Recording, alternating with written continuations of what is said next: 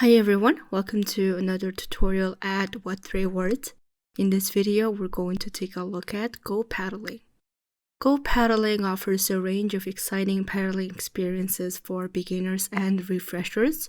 These can be anything from taster sessions to guided tours on a range of paddling craft. With what3words integrated, you can now choose from over 22,000 spots to kayak, canoe, and stand-up paddling. Let's go ahead and go to Go Paddling's website. So the first thing you'll see is all the paddling points. And if you click on one of them and scroll down, if you click on locations, you can see it's what3words address. You can also search by 3-word address. So I'm gonna type in filled count soap.